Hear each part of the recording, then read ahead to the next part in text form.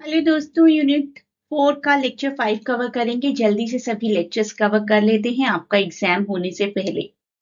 आज करने वाले हैं influence of Russian revolution on China. There is a dedicated channel also for all the CBCS and NEP students of English Honors Delhi University, जहाँ पर आपको exams के आसपास काफ़ी टिप्स मिलती रहती हैं, वीडियोस के अपडेट्स मिलते रहते हैं और बहुत सी इंपॉर्टेंट इन्फॉर्मेशंस जो कि आपके एग्जाम्स में काम आएंगी। तो इस ग्रुप को भी ज़रूर ज्वाइन करिए। इसका लिंक भी मैं आपको डिस्क्रिप्शन में प्रोवाइड कर दूंगी। चैनल को लाइक शेयर सब्सक्राइब ज़रूर करिए। अब बात करते हैं पीडीएफ्स की, जिसके थ्रू आप बहुत अच्छी प्रिपरेशन कर सकते हैं। पीडीएफ चैनल अगर आप ज्वाइन करते हैं तो आपको प्रॉपरली सभी टॉपिक्स बहुत ही सिंप्लीफाइड लैंग्वेज में मिलेंगे। थोड़ा सा टफ और थोड़ा सा लेंदी, थोड़ा सा वास्ट सब्जेक्ट है ये। इसकी प्रिपरेशन बहुत ही थरो होना बहुत जरूरी है। साथ ही साथ मैं आपको पीडीएफ चैनल पर इम्पोर्टेंट क्वेश्चंस भी करवाऊंगी, तो आपकी 3 लेयर्स प्रिपरेशन हो जाएगी अब बहुत ही आराम से, बहुत ही प्यार से। तो फर्स्ट लेयर क्या रहेगी? ये वीडियोस।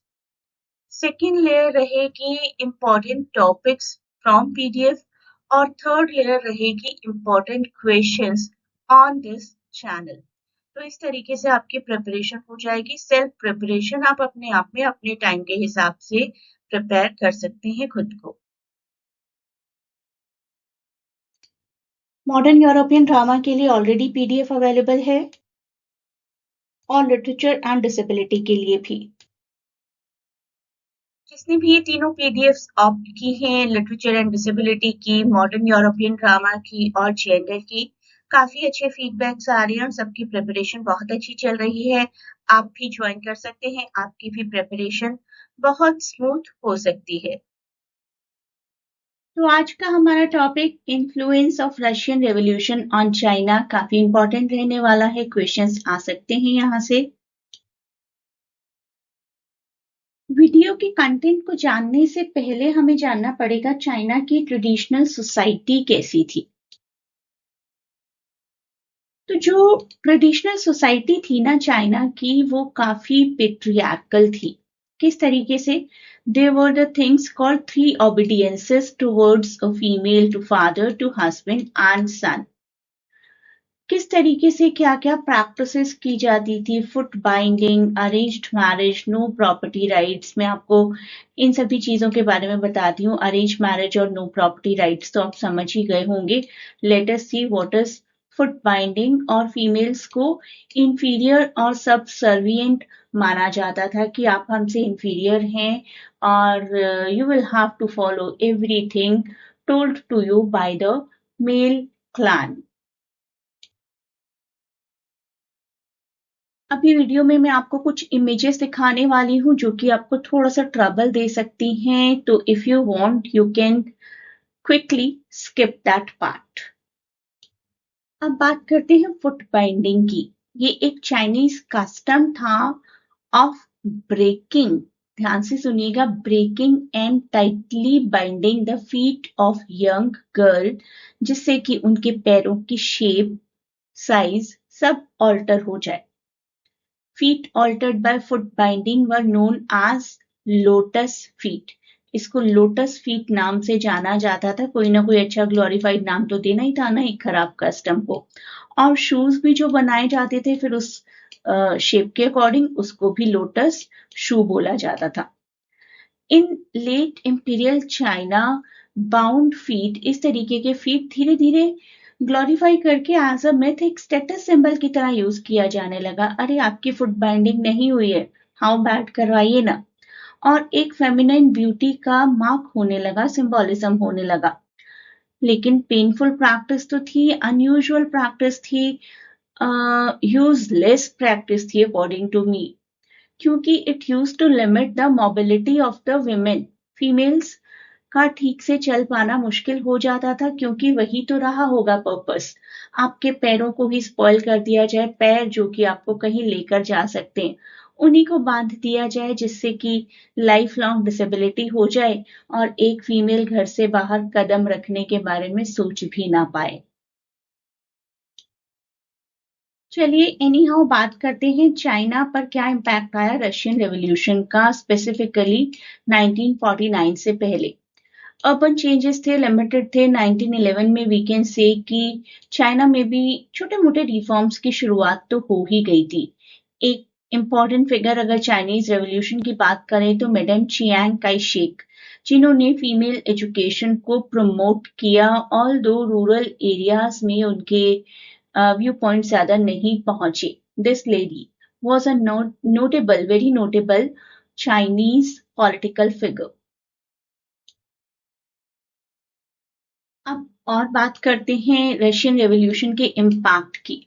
कम्युनिस्ट आइडियल्स जो रशियन रेवोल्यूशन में थे वो यहाँ भी आने लगे। लेनिन से इंस्पायर होकर, सोवियत के जेंडर रिफॉर्म से इंस्पायर होकर विमेन लिबरेशन यहाँ तक भी पहुंचा। लेबर, सोशलिज्म, क्लास स्ट्रगल, सब में वो रेवोल्यूशन जो कि रशिया में हुआ था चाइना में भी पहुंच गया धीरे धीरे। और कलेक्टिव वर्क और इक्वालिटी पर चाइना में भी काम किया जाने लगा। इसके बाद आया एक लैंडमार्क मैरिज लॉ जो कि एक लीगल और सोशल रेवोल्यूशन था अपने आप में। मोनोगमी को प्रमोट किया गया। They can not be polygamy, मतलब मल्टी मैरिजेस नहीं हो सकती, जो कि काफी ट्रेडिशनल प्रैक्टिस थी। जेंडर इक्वालिटी को प्रमोट किया गया। मैरिज, डिवोर्स, दोनों राइट्स मेन और विमेन के हैं, दोनों दोनों की चॉइसेस हो सकती हैं। सिविल मैरिज सिस्टम यानी कि मैरिज का प्रॉपर रजिस्ट्रेशन शुरू हुआ। 20 for men, 18 for women age decide की गई। मैरिज रिलेटेड किसी भी तरीके के एक्सप्लॉयटेशन को अबॉलिश कर दिया गया। स्पेसिफिकली रूरल एरियाज की विमेन को बहुत हेल्प मिली। अब एक नया वर्ड हमारे सामने आता है फुनु। फुनु का मतलब है फीमेल रेवोल्यूशनरीज। फीमेल्स को इस वर्ड के थ्रू एक नई आइडेंटिटी मिली, women as revolutionary agent. Shift from न्यूरिन, न्यूरिन वर्ड यूज किया जाता था पहले फीमेल्स के लिए, फिर फुनु वर्ड यूज किया जाने लगा। फुनु एक ऐसा वर्ड जिसमें माना जाता है कि फीमेल भी अपने आप में एक एम्पावर्ड एंटिटी है। Framed this, all this framed women as vital to nation building. Females को भी माना जाने लगा कि वो भी नेशन का हिस्सा है, वो भी अपना बहुत इकोनॉमिक और सोशल कंट्रीब्यूशन दे रही हैं। देखिए पेट्रियार्की इतनी डीप रूटेड होती है कि उसको रेजिस्ट करना आसान नहीं होता। तो यहाँ पर भी चैलेंजेस आए। इम्प्लीमेंटेशन हुई लेकिन अनइवन, रूरल एरियाज में नहीं हो पाई, अर्बन में हो गई। तो रिफॉर्म्स को काफी रेजिस्टेंस मिली रूरल एरियाज में क्योंकि पेट्रियार्कल सिस्टम काफी डीप रूटेड थे।